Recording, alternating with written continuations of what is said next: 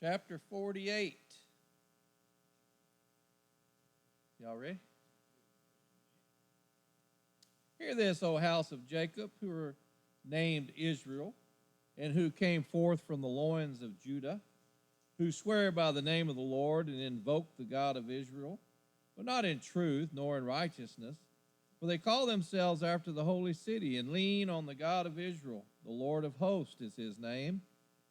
I declared the former things long ago, and they went forth from my mouth, and I proclaimed them. Suddenly I acted, and they came to pass, because I know that you are obstinate, and your neck is an iron sinew, and your forehead bronze. Therefore I declared them to you long ago. Before they took place, I proclaimed them to you, so that you would not say, my idol has done them, and my graven image and my molten image have commanded them.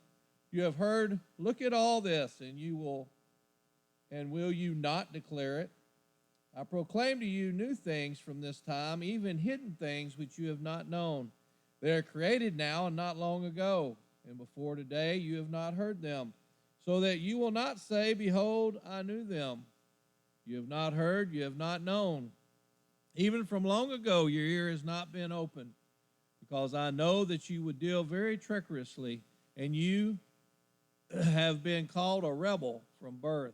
For the sake of my name I delay my wrath, and for my praise I restrain it for you, in order not to cut you off.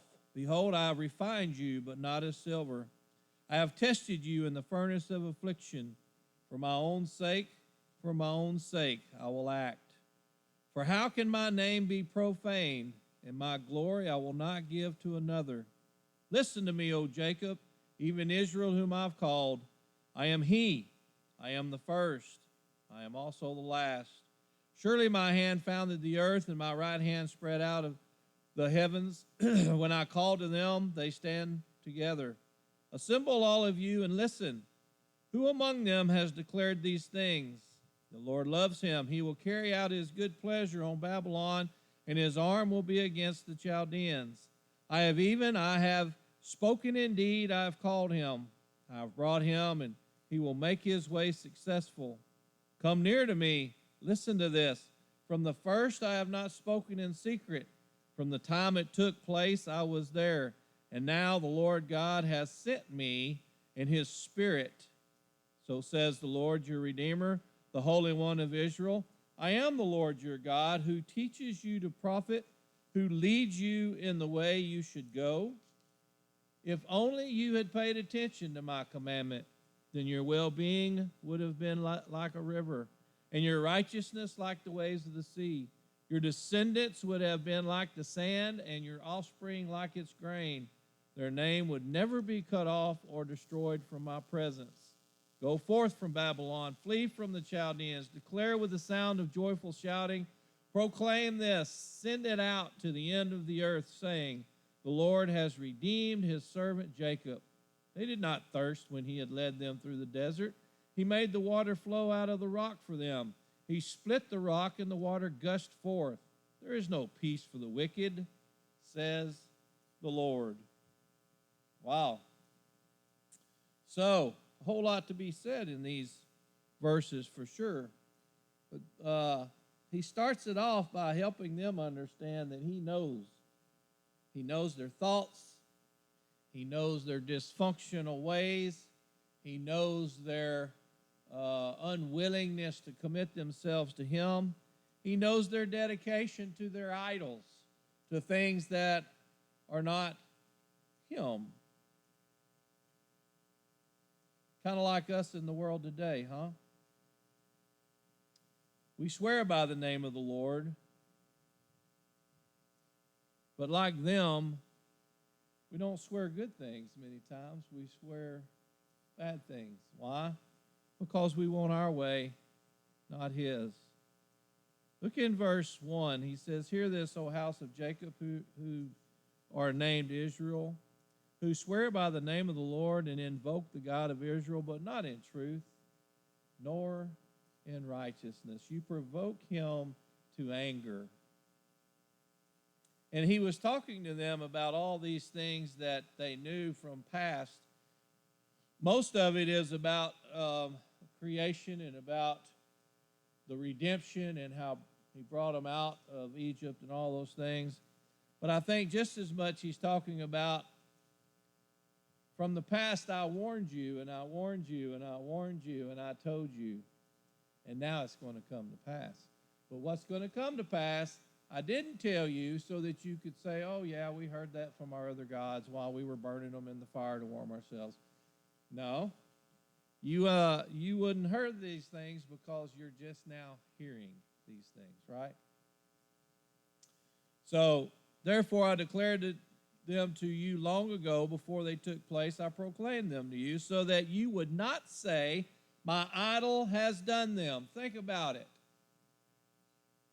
How we are so in need of a God that we can control, that we give wooden sticks and gold and silver credit for things that they could never, ever do.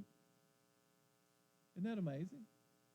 And we don't give God the credit because then if we do, then we know that we have to depend on him. And we don't want to have to depend on him because then we'll have to do it his way. Because God don't let you do it your way. He reminds them once again, I am he, the first and the last. How many times in Isaiah already has he said to them, I am the first, I am the last. I am the God of all things. I am the creator of all things. Listen to me, O Jacob. I am he. I am Yahweh. I am the God of your fathers. I think he still says that today. I just don't think we listen so much.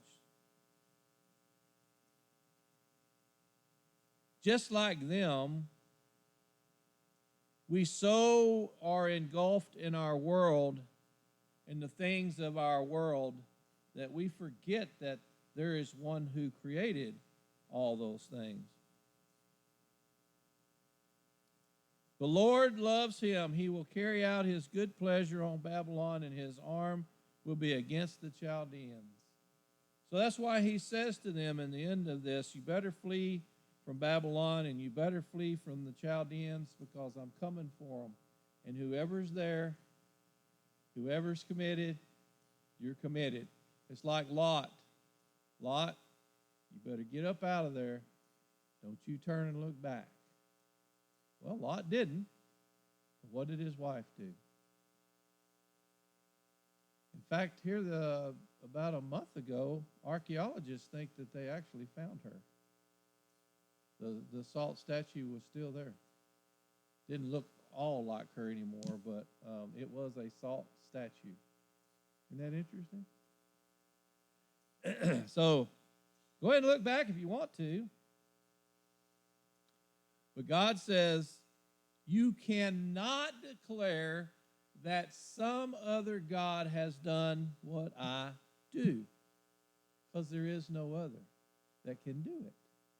It is me and me alone. I created everything in the beginning, a long time ago, and I create everything today.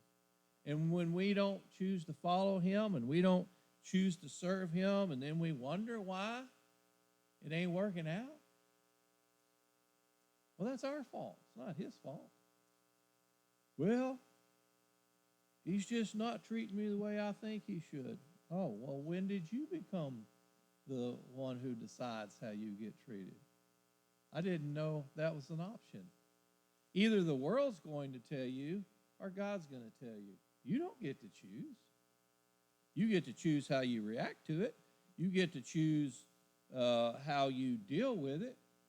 But either the world is going to throw things at you or God's going to give you things to do, one of the two. And you're going to have to decide for yourself who you're going to follow and how you're going to follow them. And you can choose. You know, people all the time say, why don't God just do it for us? Well, wouldn't that be convenient? Why would God need you to be anything about him if he's going to do it for you? Right? It's like when you go to ask somebody to do something for you and then you have to go help them do it. You just do it. Just well do it yourself. Well, that's the way it is with God too. And bigger than that for our God, because he's a great God, if you'll just go back and look at Israel through the wilderness wanderings, there were lessons to be learned every part of the way.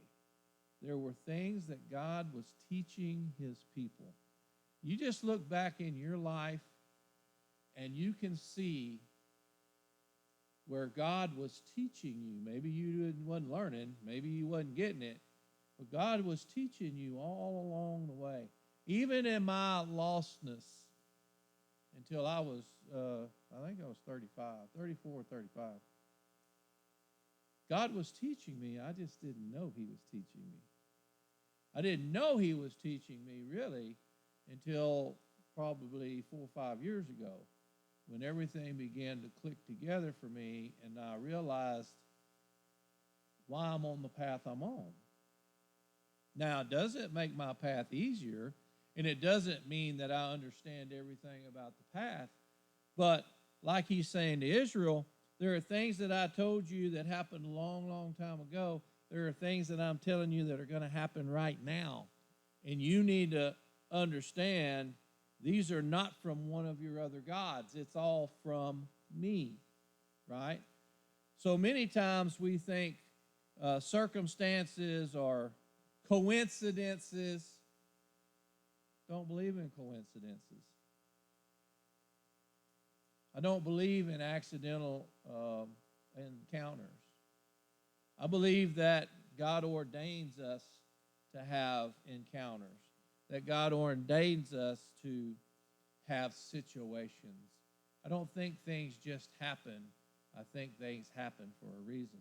Now, people say, so God wanted me to be raped? No, he didn't want you to be raped. But the person who raped you had a choice, and they chose the wrong thing. You know, did God want me to be shot? I don't think God wanted you to be shot, but you were in that situation. And guess what? If I know Christ is my Lord and I get shot and I'm dead, what greater place could I be than in heaven, right?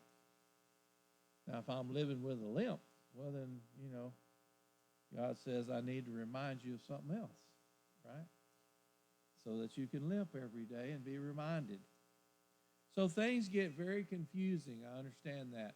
And things get very personal. I understand that.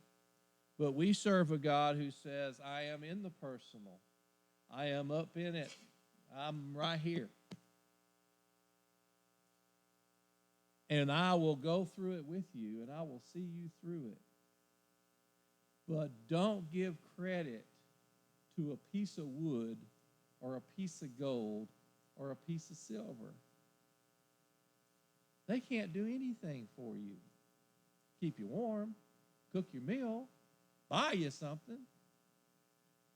But in the big scheme of things, tell them to create anything. They can't do it because they don't exist. God was very angry with them because they had so chosen these idols over him. And I don't understand why they wouldn't know that, because the Ten Commandments, he says specifically, I'm a jealous God. I will not share my spot with anybody. I will not. And I will punish those who reject me to the 4th or 5th generation. And to those who accept me and receive me, I will bless them from generation to generation. He doesn't even give a number, right? So Israel right now, as they would say, is in a pickle. I don't know where we came up with that. How did we come up with that? You're in a pickle. What is that? I don't understand. Anybody got an answer for that? You're in a pickle. That just came to my mind, too, by the way. That's not in... Huh? I don't know. I was just thinking, there's some pickles I like, so why would it be a pickle? Anyway, we're in a jam. We're in a problem. And God said, oh, I know you are. But you ain't in near as big a trouble as you're going to be. Remember, 200 years, they're going to find themselves in a big mess. And he says, but it's because of you. It's not because of me. Surely, verse 13, my hand founded the earth and my right hand spread out the heavens. When I called to them, they stand together. Assemble, all of you, and listen. Who among them has declared these things? The Lord loves him. He will carry out his good pleasure on Babylon, and his arm will be against the Chaldeans. Even I have spoken. Indeed, I have called him. I have brought him, and he will make his way successful. He's going to bring up one who's going to have victory over Babylon and the Chaldeans. But Israel, they said, we got to be their partners because they're too big to beat. And if we can't defeat them, well, you know the old saying, join them. If you can't beat them, join them. God says, wrong choice. That was bad. Come near to me, listen to this. From the first I have not spoken in secret. From the time it took place I was there, and now the Lord God has sent me in his Spirit. So says the Lord your Redeemer, the Holy One of Israel. I am the Lord your God who teaches you to profit, who leads you in the way you should go. Where's the excuse for any one of us to live life any other way but the way God's called us to live it? God says, I have done everything in the world to teach you how to live and to guide you as you live. And you still choose the world and idols over me. A whole lot like Romans this morning. Paul says, what are y'all doing? Why do you care what the Hebrew people say? Why do you care what the Gentiles say? You should just care what Jesus says. That's it. Just care about what Jesus says. Well, you know the answer to that in our modern world is, well, I still got to live in this world. Yeah, we do. That's right. And we have to do business and all those things. We don't have to act like them. We don't have to think like them. And we don't have to worship like them. You can do business and you can function without being a part. You want to be a part because you like being a part. Israel liked being a part of Babylon and the Chaldeans. They partied it up and they had pretty women. Don't believe me? Study some of the other Old Testament books and you'll find it to be true. Israel said, but they're pretty. Lord, surely you would want us to be happy. Right? You know what the Lord told them all along, right? Don't be marrying into those people. Don't be dating into those people. Oh, well, we didn't read that. We missed that spot. Well, I know you did, because your eyes were too busy on the pretty girls, right? You remember when the Lord told them to go into Israel, to that whole place, and take it over and kill everybody and everything and don't leave nothing? And they said, but their women are pretty, and we could use them for slaves. You wasn't going to use them for slaves. You was going to marry them. How do you think Israel ended up having so many different wives? See, it was okay when they're concubines. Because the Old Testament, they did it. So it was okay. We could have concubines. Everybody has concubines. David had concubines. What a justification. God said, well, you know, you like your concubine so much, I think I'll just let you be enslaved to them. How about that? And that's exactly what he did. And here Isaiah is telling them, well, God is actually speaking at this moment. You got an awakening coming, and it's not a good one. It's a bad one. Why? You start back at the top. Because you swore by my name, and you invoked me, but not for righteousness and truth, but instead for unrighteousness and a lie. You wanted me to be like these other gods you've made and you've created, and I'm not. I have created the things you made those gods out of. I've created everything. And listen, he says, surely my hand founded the earth and my right hand spread out the heavens, and when I call them, they stand together. You hear that? He says, I dominate everything. When I tell the world to stand still, it will stand still. And when I tell the heavens to not move, they will not move. You see, we have gotten so used to TV and so used to this world and all the information you can get over these phones and all this that we have forgotten that there is a simpler way, and it's called God. And it's not complicated with him. I created all things. I have sustained all things. And if I choose to, I will destroy all things. But many will say, but wait, Lord, that's not what Google says. Or like I was having a conversation the other day, and they kept saying, well, chat said, and I said, is Chat a plumber? What is it? We was talking about plumbing. I said, I haven't heard of Chat. Is he a plumber? Chat online chat. I said, I don't care what Chat online chat says. Ask Chat online if they've ever changed a piece of sewer pipe ever. No. Chat said. I don't care what Chat said. I've been in the hole. I know what they look like. I know what they do, right? But you see, this is our world. So if you get on AI and you ask about God, it'll give you all kind of craziness.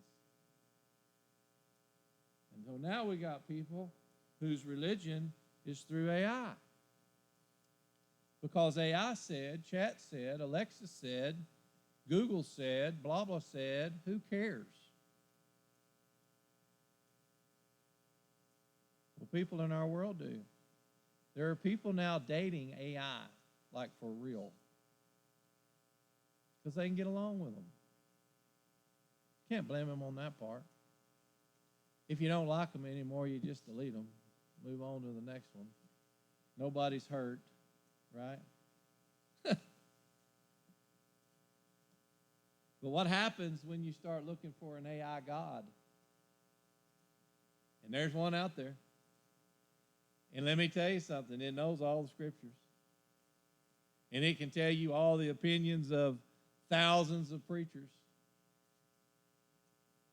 You talk about distorted. It's fixing to get distorted. And the devil's going to have his way. But you want to hear the hope? Even for Israel, God's going to come get them.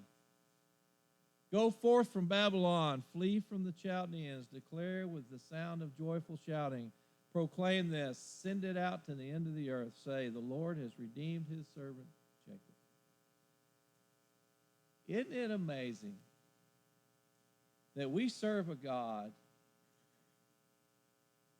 who, regardless of how much we have disrespected,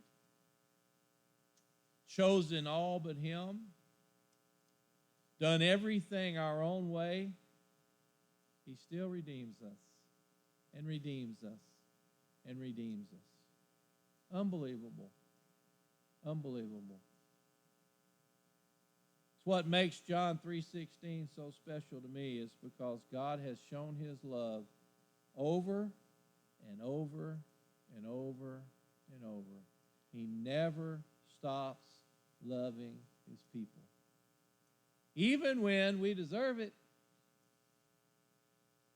Y'all have heard my saying, I hit y'all in the head with a hammer. We'd be start over somewhere. But not God, even with Israel. You lied on me. You believed in other gods more than me. You trusted in the world over me. You are going to be punished, but I am going to redeem you. Sound like pretty good hope to me. I need that hope for sure. Because I'm sure I got a punishment coming for something. No telling what, but I'm sure it's coming. But on the other hand of that, I know that I serve a God who not only will chastise me, but he'll give me mercy and grace and he'll love me. You see, this goes back to what we was talking about this morning with the law. If it was just a matter of the law, Israel would have been doomed forever, done for and gone. If God just judged us by the law, there would be no hope for not one person on this earth. Aren't we glad that he doesn't do that? And you see, Israel probably thinks, like I would, how unfair it is that God's going to punish them. You know, why you got to punish us? You told us that we were wrong. Okay, let's move on. Right? Isn't that what people want to do today? All right, I was wrong, move on. But you be wrong. Yeah, you be wrong. We don't move on for a long time. Text that long. How awful you are. Send it to everybody, you know, all over Facebook. How awful you are. Terrible. And then when you get it all done, they go back in 3 months and say, oh, no, they're better now. Shame. Aren't you glad our God is the same yesterday, today, and forever? Aren't you glad that he never changes, ever? And aren't you glad that his punishment doesn't fit the crime? Because if it did, well, I wouldn't be standing up here. We'd all be done for and gone. But we serve a God who's merciful and full of grace. And look, verse 22, there is no peace for the wicked. You understand he's telling them, Israel, even though you've done all this to me,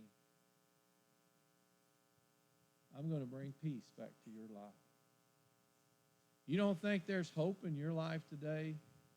You're not reading the same Bible I'm reading. Because we serve a God who says, my peace is everlasting. My redemption is eternal. And you are righteous and justified because of my Son, Jesus Christ. Man, this is 900 years before Jesus was even born.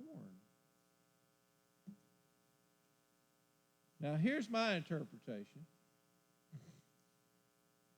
If I was God, I would say, Israel, you're stupid, okay? Let's get that out in the open. You're just stupid. You don't understand and know what's coming in 800 years. But you better be glad I am. Because if not, you would be devastated. You are serving people and gods above me, the creator not only of everything, but you do understand he was the creator of Israel.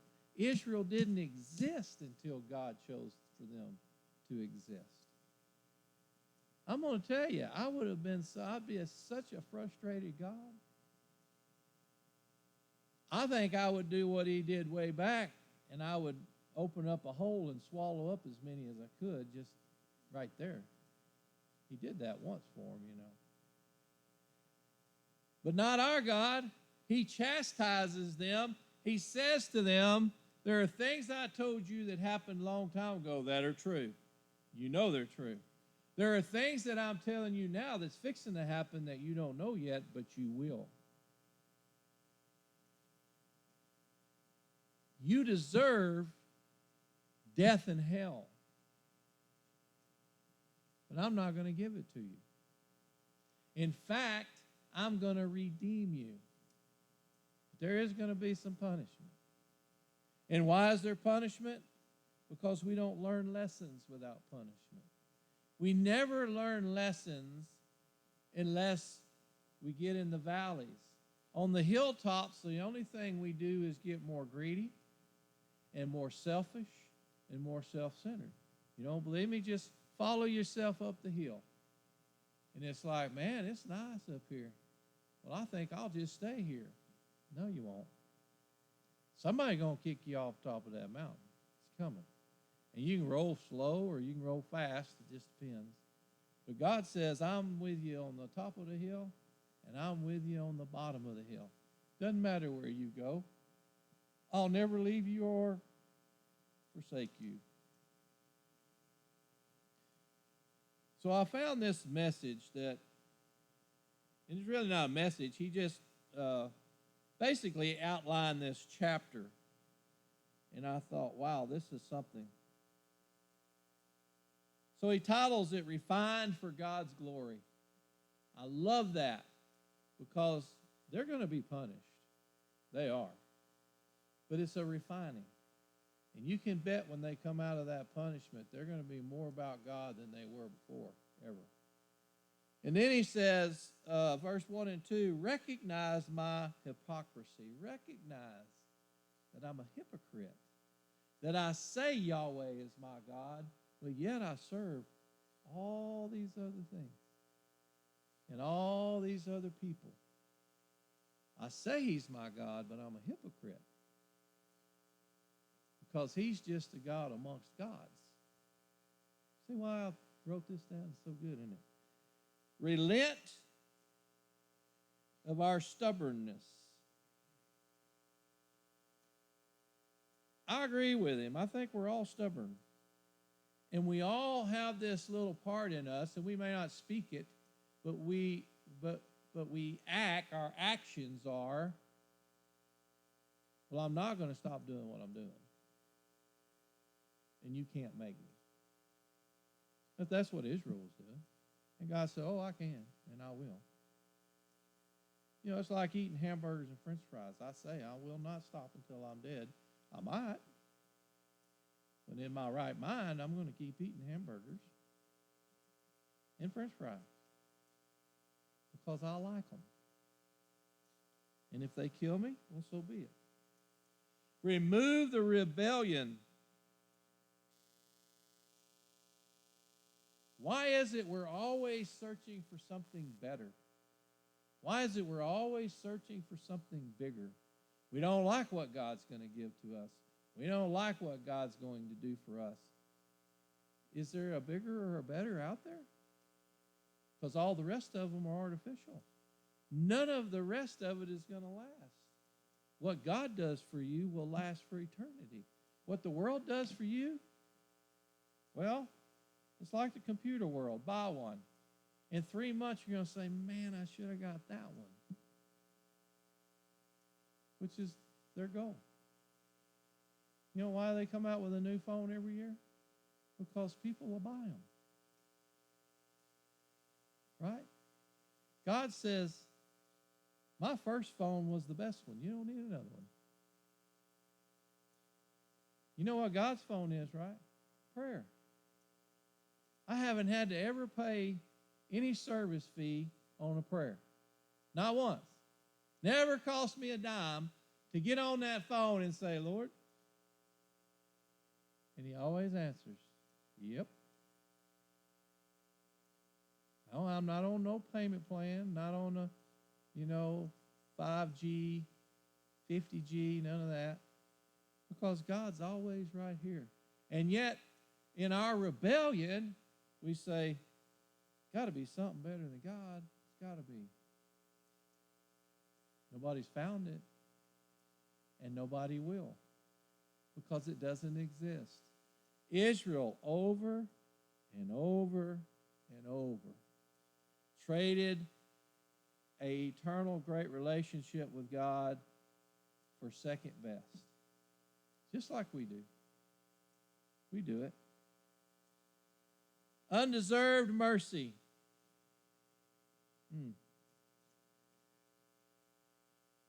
From cover to cover, God has proven his mercy is greater than any of our sins or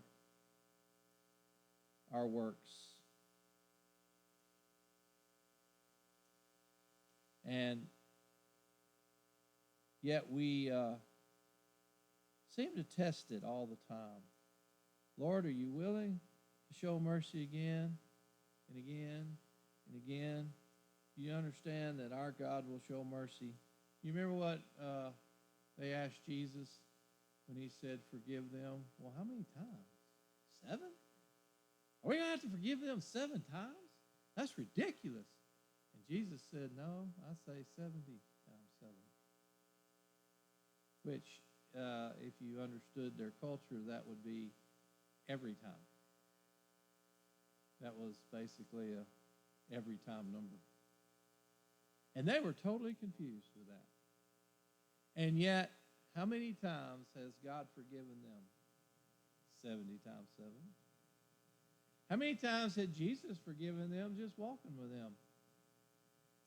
I love to listen to Billy Graham preach because he's always talking about Jesus and his ministry. And he says, did he save everybody he came in contact with? No.